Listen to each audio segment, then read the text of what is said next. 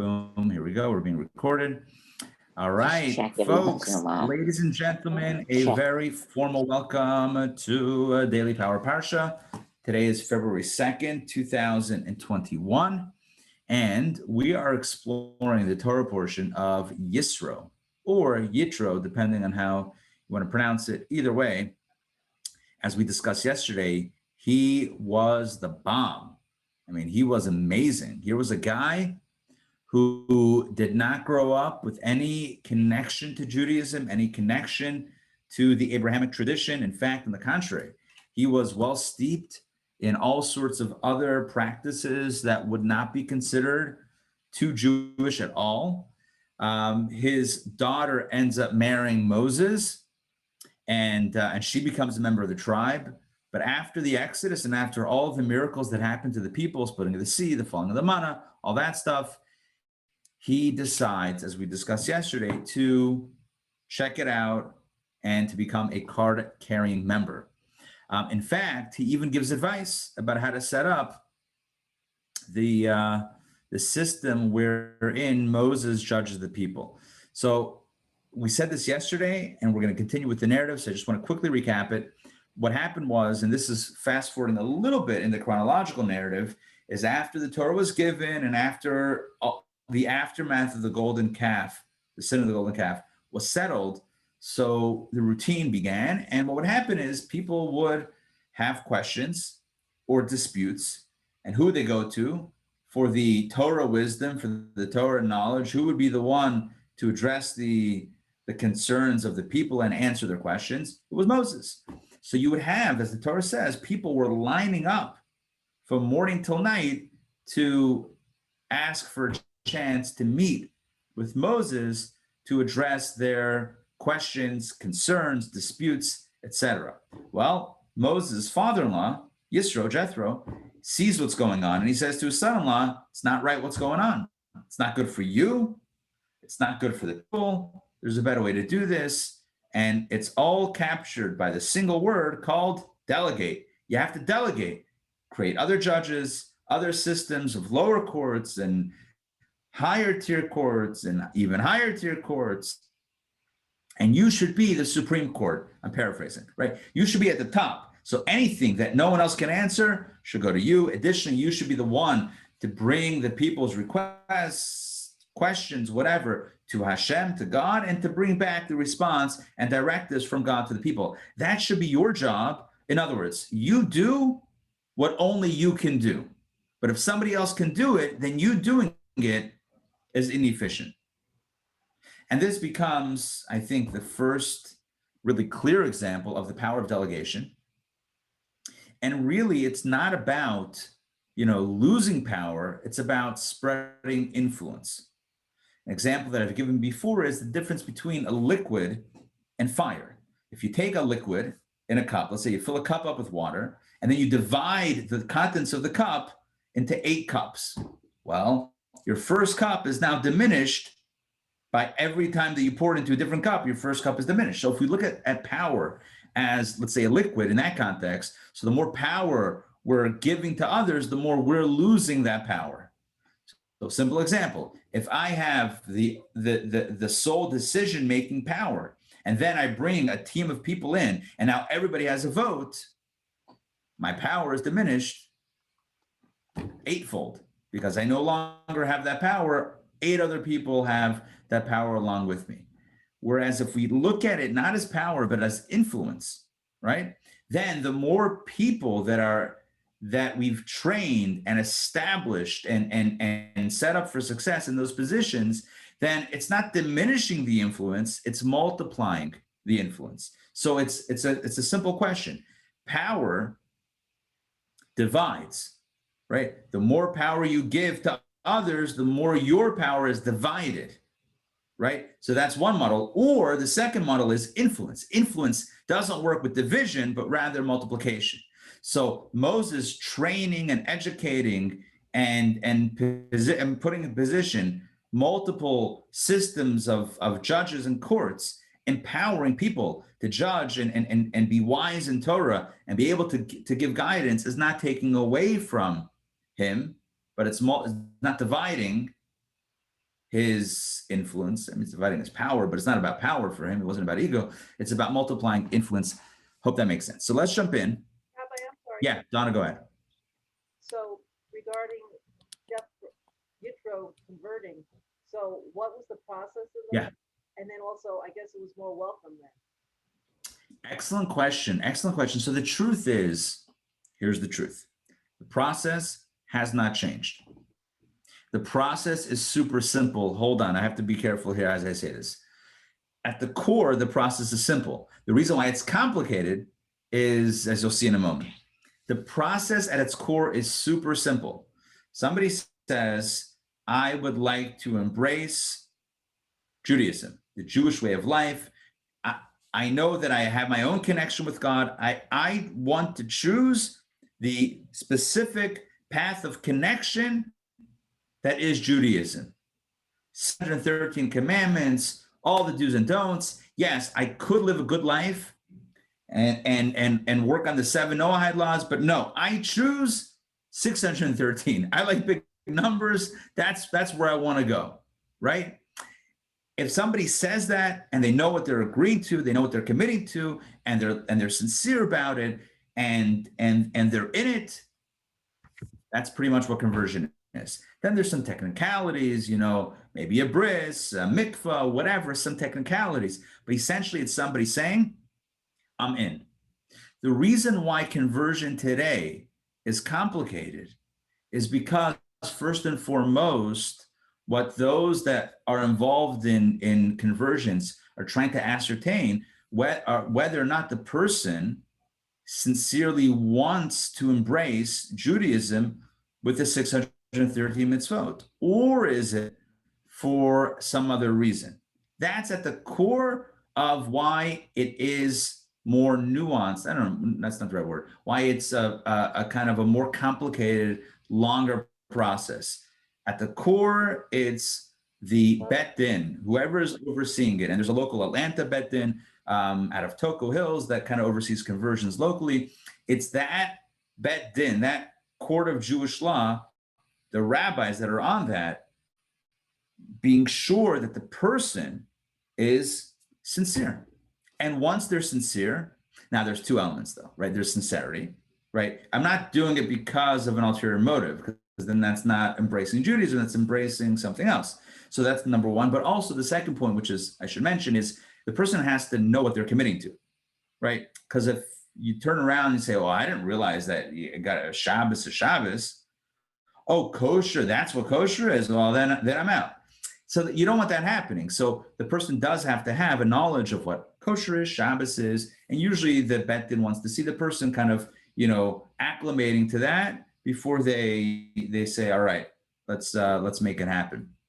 But at the core, it's super straightforward. A person says, I want Judaism. I want that path for myself, for my family, whatever it is. I want that path. I want to do the mitzvot, the Torah. That's what I want. That's it. And again, there's technicalities, a mikvah, a bris, whatever. But those are, so that's at the core. And that hasn't changed. So when, for example, Moses married his wife Tzipporah, she wasn't Jewish. What made her Jewish? Nothing. She wasn't. Jethro's daughter. She wasn't Jewish. But when she married him, and this is brought down in the books, the idea was, okay, do you embrace Judaism? Yes, this is what it is. Or again, it wasn't Judaism. It was the Israelite, Abrahamic, whatever that was. Yes, you're in. And then at Sinai is when all the Jews, and I'm using air quotes because they weren't necessarily Jews beforehand. Again, it depends how you define Jew, but that's when everyone, so to speak, converted to Judaism. That's when it began. So everyone was considered to be a convert at Sinai in the sense that everyone was accepting for the first time the 10 commandments or the 613 commandments, Torah and mitzvah. So everyone was in the same boat at that point. And then subsequently, it's basically the same thing. Like we said at Sinai, the Jewish people said at Sinai, which we'll read in this week's Torah portion soon. The people, Moses said, God said, do you want the Torah? We said, yeah, we'll take it. Nasa, Vinishma, we'll do it. So that type of acceptance is really at the core of what conversion is. again, unfortunately, I don't know. I don't want to get to make too much commentary about it. It is a complicated process today, especially in some rabbinic courts. They make it very difficult.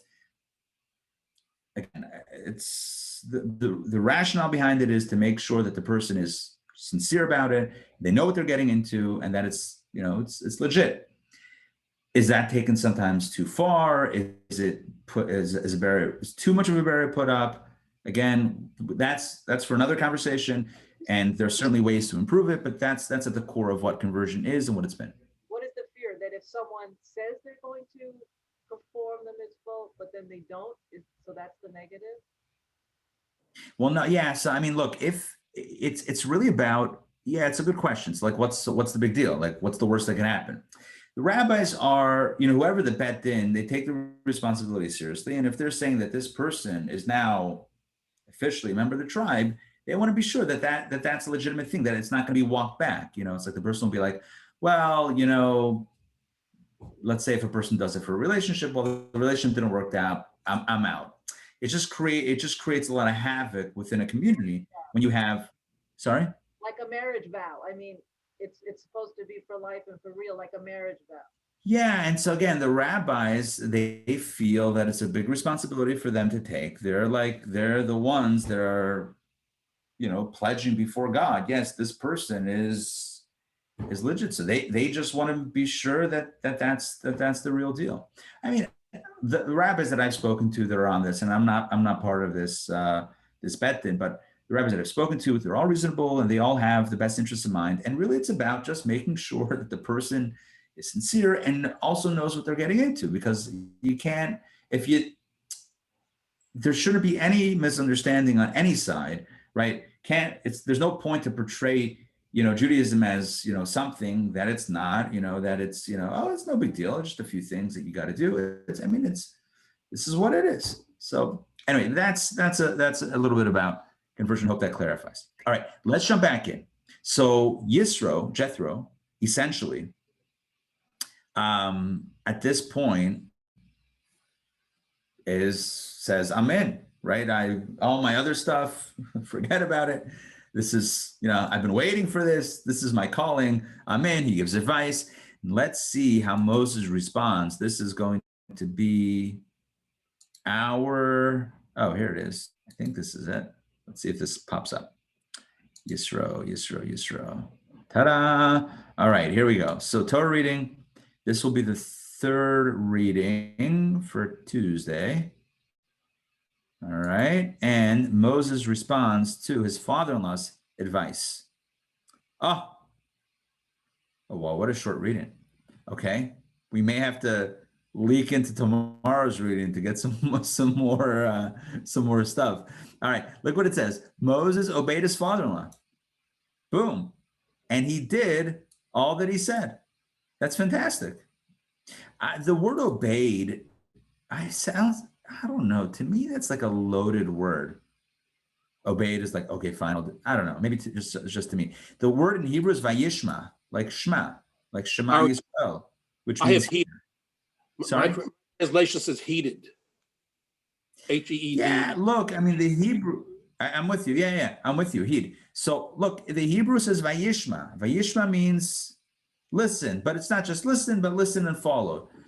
All right, so he listened, he followed, he took it in, vayas, and he did it. Kol hashama, everything that he said. He took the advice. And what happened? So this is what he did. Moses chose, right, because the whole thing was about delegating. So he chose men of substance out of all Israel, right? So amongst the people, he chose the best to be the judges. And appointed them as heads of the people, leaders of like we said yesterday, leaders of thousands, leaders of hundreds, leaders of 50s, and leaders of 10s. And it worked. They would judge people at all times. So these lower courts were always in session, never a dull moment. And the difficult case they would bring to Moses, but any minor case, they themselves would judge.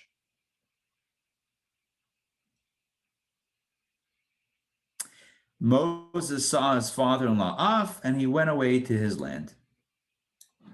So it seems that Jethro went back. Let's see if there's a Rashi on that.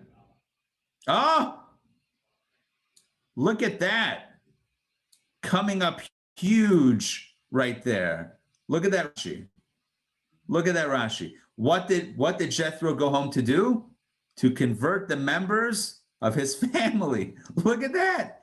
Look at that. Have inspiration will travel. There he is. He not only has, I don't mean to, I'm not trying to be cynical. I'm just going to use an expression which I think has a negative connotation. I'm going to use it. Anyway, he drank the Kool-Aid and now he's selling it. I'm kidding. That sounds too cynical, too negative, but he's inspired. He's in it. He loves it. He's found his home and now he goes back home. Again, you would think that it means that Jethro was hanging out a little bit and then said, see you later, I'm going back home, back to my life. But we just said he converted. No, so Rashi says he didn't go back home just to go back home, to go back to being a priest in Midian. He went back home to inspire and convert the rest of his extended family, which I think is phenomenal, phenomenal. What was the success rate? I mean, because, right, it takes two to tango. You can't just make that happen. You got to have a conversation or two or several or many. How did it work out? I don't know. Maybe it's brought somewhere else as to how those conversations went. But look at this. Here's somebody he takes action. He takes action and he's on it. He hears, he shows up, he makes different, he sees what's going on, he, critiques or corrects. He's not afraid to share his opinion. He goes home, he converts his family. He's a guy that's an older guy at this point because, look, think about it. At this time, Moses was 80 years old. Think about it. Moses died at 120, and this was 40 years prior, right? They traveled for 40 years in the desert. So Moses was 80 years old. This is his father-in-law. So he's at least in his 90s, late 90s, if not, the century mark. So an older guy, doesn't matter. He's ready to turn over a new leaf and to bring others in. No problem, Sandrine. Okay. So take a look at something that I need to share with you. Because if you look back at the qualifications that Jethro, told Moses about the qualifications for the people you should pick. He said, pick people that are A, B, C, and D. Well, there's a difference between the list of qualifications and that they were looking for and the ones that were chosen. I hope I'm being clear what I'm saying. In order to really clarify this, I want to go back to yesterday's reading to show you something. Take a look. Look what Jethro says to his son-in-law, to Moses. You shall choose, take a look at 21. What type of people should you choose? You shall choose out of the entire nation. Here we go. Men of substance, God-fearers, men of truth, and people who hate monetary gain. Those are 4 different qualities. Again, I'm going to say it one more time. Men of substance, God-fearers, men of truth, and people that can't be bribed, people that hate monetary gain. 4 qualities that Jethro says you should look for, Moses, when you choose your lower court judges. Okay, fantastic. What happens in our reading when Moses actually goes ahead with it? Right, there's 4 qualities. What does the Torah say? Look at this. Moses chose men of substance.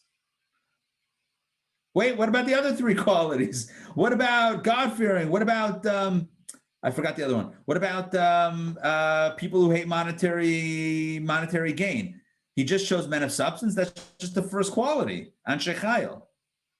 So there's a beautiful insight that says like this.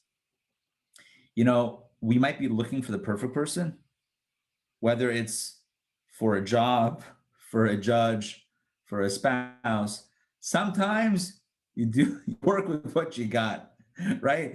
If Moses couldn't find people that had all 4 qualities, so what does that mean? He shouldn't appoint anybody as a judge? He shouldn't delegate at all? No, he did the best he could. At least 1 out of 4 ain't bad, right?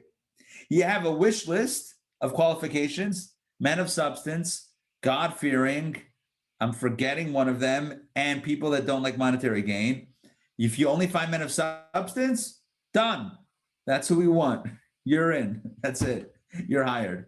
That's the way it is. Sometimes you got to compromise and make the best of what you have because we're dealing with human beings and no one is perfect. All right, want to check in. Does that make sense, that last little insight that I'm sharing? Yes? Okay. Harry, there's an interesting writing on men who despise money. Yes. Share, please. Okay. Yeah, it says men who despise money, it says that is that they hate to have their money in litigation. Litigation is the point. Such as the one of whom we have said in the Talmud, any judge from whom money is taken away through litigation is not a judge. And the notes I have on that are that they are willing to part with money, even when it is rightfully theirs, if the claimant could present a case that would win in court. This could occur, for example, if they do not have witnesses or other evidence to support the case, which they know to be the truth. Interesting. So that demonstrates an obedience to the law. In other words, even if you feel that you're right in a case, but you don't have the proof, you say, you know what? This is how the justice system works. So I don't mind taking a loss, even though I know that I'm right, because justice is justice. That's the type of person, I love that, Rashi. That's the type of person that you want as a judge, someone who respects the law above their own ego, above their own their own self-interest. I love that. Here's what I want to do. I want to jump into the fourth reading. It was a very short reading. Basically told us that Moses listened to his father-in-law and made it happen. Let's though jump into the fourth reading, which is tomorrow's reading. We're borrowing from tomorrow. And that way, tomorrow is Wednesday. So we'll do, and then tomorrow we'll do Thursday's reading because we're not meeting Thursday. All right. We're gonna get a little bit of ahead so that when Thursday we miss the session, we'll be back on track for Friday. I hope that makes sense. It makes sense to me in my head. All right, let's jump into Exodus chapter 19, verse number 1. Okay, take a look at this. This is an epic verse with so many layers of meaning, 70 facets even. All right, here we go. In the third month of the children of Israel's departure from Egypt. So let me give you the name of the months. The first month was Nisan, the month of the Exodus. Remember, God said this is the first month of the year, even though that's not the new calendar year. It's complicated, whatever. So Nisan is month 1, Iyar is month 2, and Sivan is month number 3. So in the third month, Sivan, of the children of Israel's departure from Egypt, on this day, they arrived at the desert of Sinai. Notice it doesn't tell us which day, it just says this day, which is very vague, right? We know which month it is, but what day? This day. What's this day? Rashi explains, Rashi to the rescue. On this day, Rashi says, on the new moon, which is Rosh Chodesh, the first of the month. Now, it could have said, on that day. What is the meaning of, in other words, that day means that day, that special day, Rosh Chodesh, the first of the month. So the question is, the rhetorical question is, why does it say this day when it could have said that day? And may sound like Dr. Seuss here, but no, the question is, it could have said that day. So why does it say this day? The answer is the words of Torah should be new to you as if they were given just today.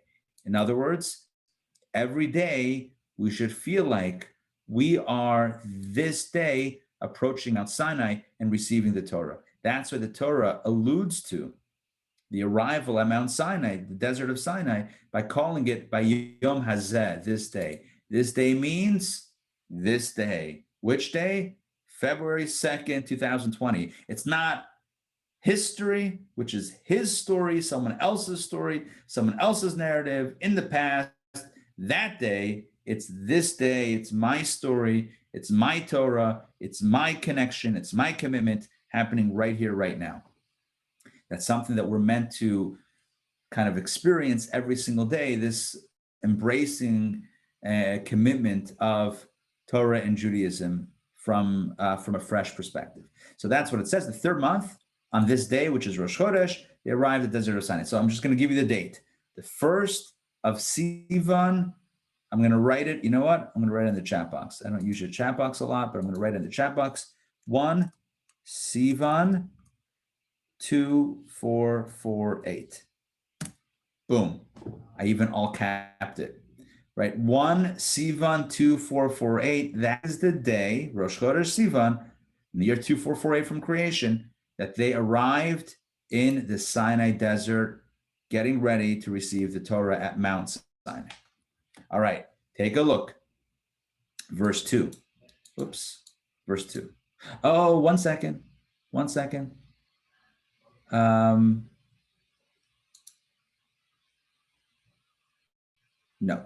Okay. Let's continue. Verse 2. They journeyed from Rephidim. That's where they were previously. And they arrived in the desert of Sinai, and they encamped in the desert. Oh, this is the verse. They encamped in the desert, okay? Right, as we said, the 1st of Sivan. And Israel encamped there opposite the mountain. Israel encamped opposite the mountain, mountain meaning Mount Sinai. Vayichan Sham, in the Hebrew, Vayichan Sham. Vayichan means, and he camped.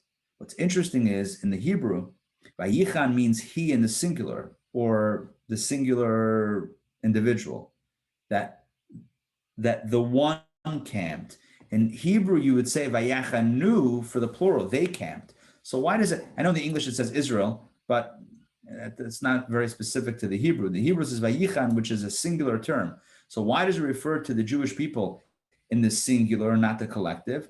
Rashi comments, take a look at this. Israel camped, Hebrew Vayichan, the singular form. So what does it mean? It denotes that they encamped there as one man with one heart. When they arrived in the Sinai desert and ready to receive the Torah, the entire people of Israel, the entire Jewish nation, were unified, like one person with one heart. But, Rashi continues, all of the other encampments were divided with complaints and with strife, right? You find fighting and controversy and complaints by all of the other journeys in the desert. But this one stop at Mount Sinai in preparation for the Torah, they were all on the same page. One man with one heart, and that is the meaning of the Hebrew word Vayichan Sham Yisrael, that Israel, he camped there in the singular because we were all united. This is a beautiful idea on many levels. It talks about achdus, the idea of unity, but it also tells us the context of unity. Unity happens when we are motivated by mission, straight up. When we are motivated with a singular mission, a singular focus, we have a higher calling, it's much easier to feel unified and connected in that moment, as opposed to when we feel like we're just wandering and it's aimless and we don't know why we're traveling and we don't know where we're going and we don't have a clear destination. That's a very, unfortunately, that's a very strong a recipe for disunity, discontent, disharmony, and chaos and confusion. Here, they knew where they were going, they knew where they knew what they were getting the Torah, and they loved it. They were all on the same page, one person with one heart. Let's continue. Moses ascended to God. Yeah, go ahead. Quick question. Rashi says that when they journeyed from Rephidim to Sinai, it says they were in a state of repentance. Why were they repenting? So probably what it means is that they were, tshuva doesn't only mean repentance, doesn't only mean if you sinned, to fix it. Tshuva means really return and connection. It means to kind of pivot, return, and plug back in. So it could be if somebody was, all the way out into, negative place, it could be a return from a negative place, or it could even be from a positive place, but to get back to an even more positive place. So repentance is a tricky word when it's translated in English because the original would be Hebrew, it would be tshuva in the Hebrew, and that doesn't only mean from sin, it could just mean getting higher and closer. And so that's how I would think about it, that as they got, in the week before, this is like within days before receiving the Torah Mount Sinai, this momentous occasion, they were doing a lot of work in preparation. I mean, think about it, think about big, lahavdil on a mundane level. You have a big presentation, you're going to be focused on it, right? Big life event. Yeah, you focus on it. Holiday, you get ready for it. Right, yeah. They do use Peshuva. Yeah, you're right. Sure. Yeah. Look, you could say that, look, the Jews had worshipped idols in Egypt, and they had to clean up their act, in preparation for the Torah, and the first 2 commandments are about not having any other gods. So maybe they had to correct that stuff. But even if they had already worked on that, tshuva is a lifelong thing. It's tzaddikim do tshuva, but not the same tshuva that we typically think about. It's not like, oh, I sinned, let me repent for the sin. It's not about sin. It's about getting closer, and any human being, by virtue of being human, is not as close as they could be to God because of the natural gap between mortal being and immortal creator. So there's always room to grow in our connection. So that's what they were working on, at the very least, that type of pivot. All right, so verse 3 talks about what happens the next day. This is now not the first day of Sivan, day number 2. Moses ascended to God. He goes up the mountain, or otherwise ascends to God. And the Lord, the mountain. And the Lord called to him from the mountain. Was he ascending the mountain or ascending to God? Okay, whatever, not so clear. Saying, so shall you say, I love this verse. So God says to Moses, so shall you say to the house of Jacob and tell the sons of Israel. The commentaries say, I believe Rashi brings it down, that house of Jacob refers to the women, sons of Israel refer to the men. So God tells Moses, I want you to speak to the women and then speak to the men. And what should the message be? Quote, you've seen what I did to the Egyptians and how I bore you on eagle's wings and brought you to me. In other words, God says, Moses, deliver this message. You people saw what God did to the Egyptians. I've carried you on eagle's wings. In other words, through thick and thin, through plagues and seas and deserts, I have carried you out and protected you and brought you to me. And now God's message continues, if you obey me and keep my covenant, then you shall be to me a treasure out of all peoples, for mine is the entire earth.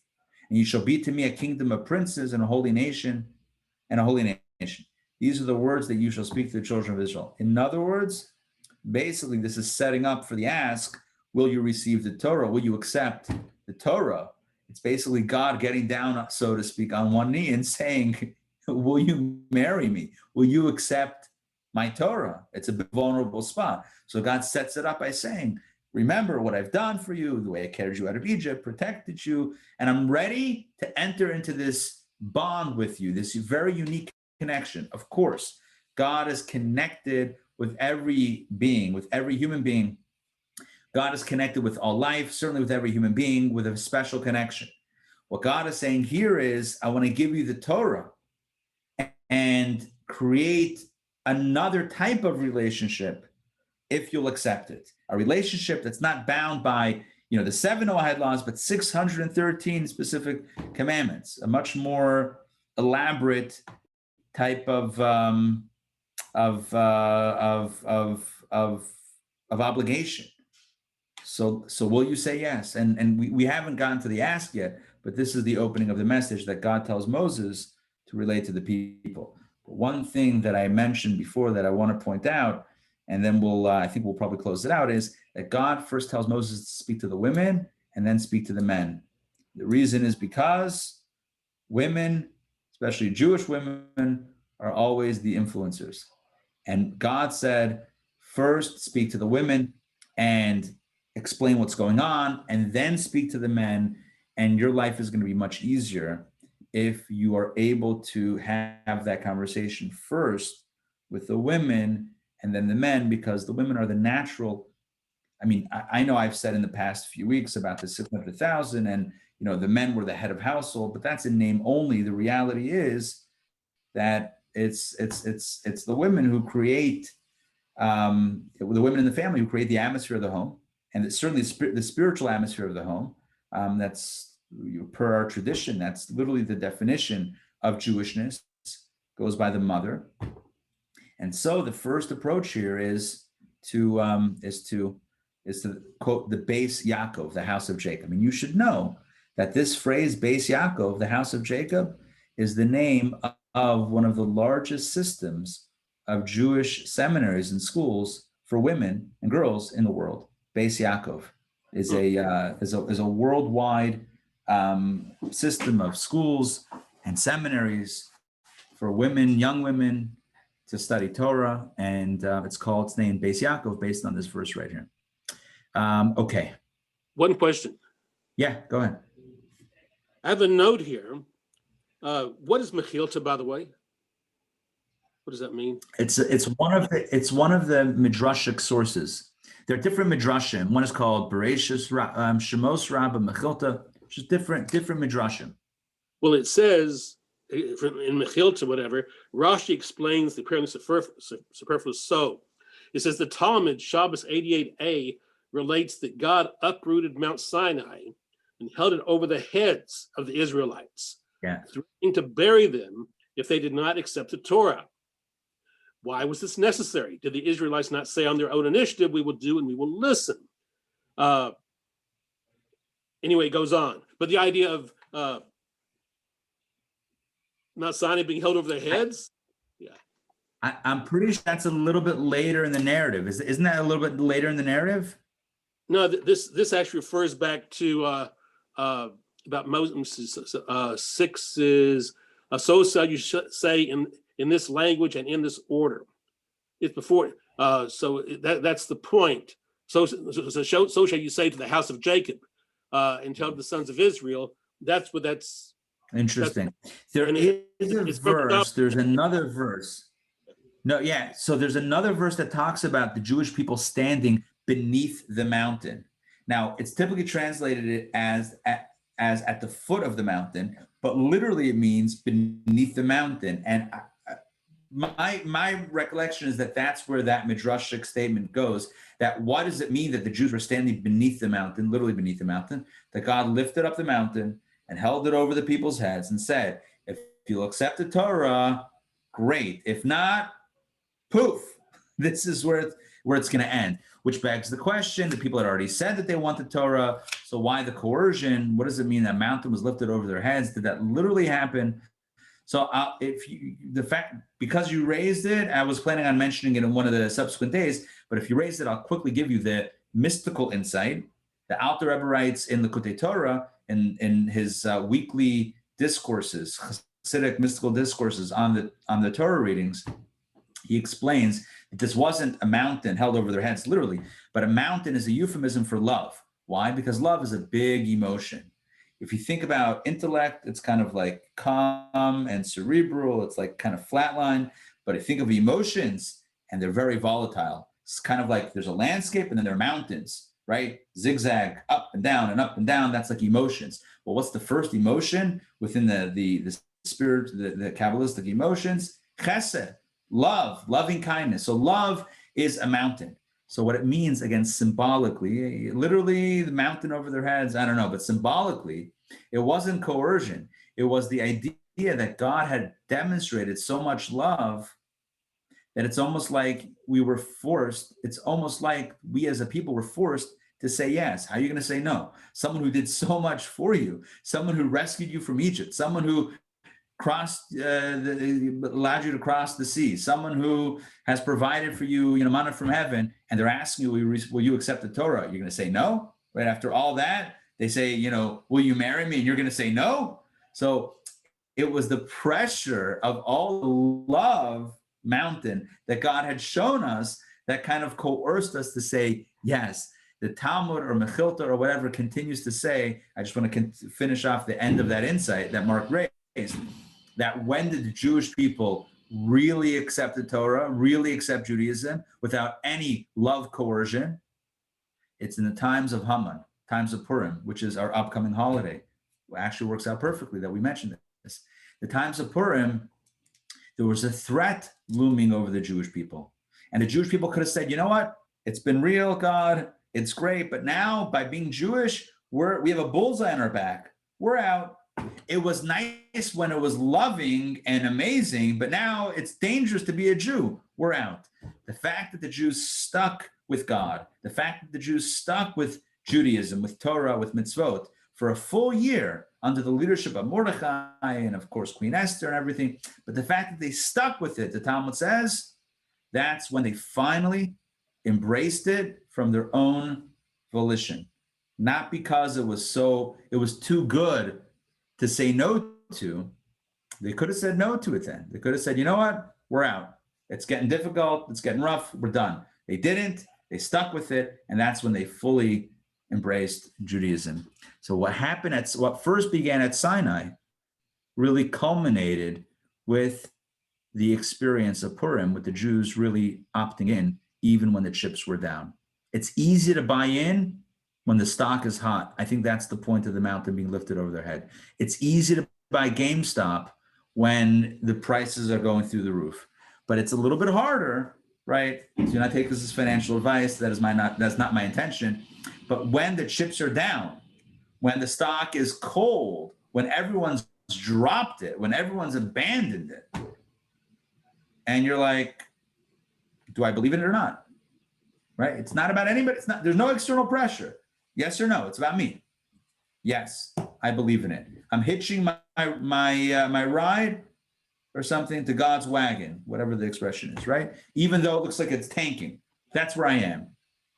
That was the full acceptance. That's what it says. Kimu v'kiblu Yehudim. It says in the Megillah, in the book of Esther, it says the Jews kimu v'kiblu. They established and affirmed. It means that they affirmed at the times of Purim what they had originally established at Sinai. So they established themselves as receiving the Torah at Sinai, but they affirmed it for reals centuries later with the story of Purim. All right, that's what came out of that insight from Mark. Donna, go ahead. Paragraph 5, is that where we get the chosen people concept from? And didn't we learn? Say it again. Paragraph 5. You'll be to me a treasure out of all peoples. Yes. Is that where we got the chosen people concept from? Yeah. So chosen in this context means that we chose God, right? It's that we chose God. God is getting down on one knee and saying, what do you say? And we chose him. So God says, you choose me? All right, so now we have this unique bond. Again, doesn't take away from the bond and from the relationship, from the connection that everyone has with God. There's a unique relationship. We have Torah, we have mitzvot. There's another layer to it. Is it? And I've spoken about this before. Is it better? It's different. It's unique. It's unique. Yeah. All right, so that's it for today. Again, we already have gone into reading for tomorrow. Let's look at this. Tomorrow, which is Wednesday, it's too cold tomorrow to meet in person. Apologies for that. I know it's been a few weeks, but we're going to pick it up, please God, hopefully soon when things warm up a little bit. So we're going to do the 5th reading, which again is about preparations for the experience at Sinai. And then on Friday, Thursday, we're off for the JLI class. Friday, we're going to read the 10 Commandments and the aftermath of Revelation at Sinai. So we have a lot to talk about in the next few days. Okay, let me take a look at the chat. Oh, beautiful Rashi and the wings of eagles. Okay, we'll have to save that. All right, I'm going to stop sharing so I can see all of you more directly. Any questions, comments? So wasn't the Torah, I think we learned, was offered to other peoples? Yeah, according to the Medrash, and when the Torah was offered, God had offered it to others. It wasn't God's first proposal. Let's put it that way. We weren't. I think so. Yeah, well, it wasn't the first time that God had proposed, but all the other times God was rejected. So, and essentially the difference was that the other nations asked God, well, what does Torah say? And the Jewish people said, Na'aseh v'nishma, we'll do it. We'll whatever, if you want to give it, if in other words, they didn't say, well, what's the terms of this Torah that you want to give us? I'm using the analogy of a proposal. It's not exactly a proposal. It's more of like, will you accept this Torah? And the other nations said, well, what does it say in it? And God said, well, it says this, that, or the other. And like, well, I don't know. I don't know if I like that. Whereas the Jews said, Na'aseh v'nishma, we'll take it. We'll take it. In fact, we'll take two tablets. Okay. It's one Torah. It's one Torah. I just learned that the tablets are made of sapphire. Sapphire. Yes. Yes. Very, very, very important. So it says that, well, there were two sets of tablets, obviously. The second set of tablets, it said that Moses found a sapphire mine under his tent, and he mined it. And from the residue of the tablets, he became he got his own wealth. So whatever. Anyway, it's an interesting, sapphire. What's also interesting is, and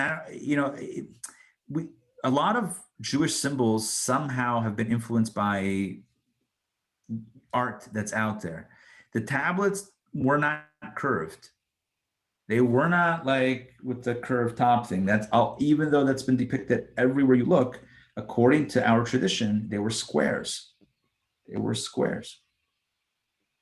So anyway, just a little bit of a difference. All right. That's it for today. It's great to see everybody. Have a wonderful day. Rabbi? Yes. So I'm going to send you, you asked if there was any specific information in the few paragraphs. Yes. The proposal. Yeah. I got a spec of perfect outline. Yeah. Send it to me. I'm happy to write up about our experiences, what we've done before, and the impact that it's had, and what I think, it could have, but just whatever parameters, the more specific, super specific, it just help guide that. Awesome. Looking forward to it. Mark, great to see you. Great to see you. See you soon. All right. Sei gesund, everybody. Stay well, stay healthy. Take care, everybody. You will. Thank you. Amen.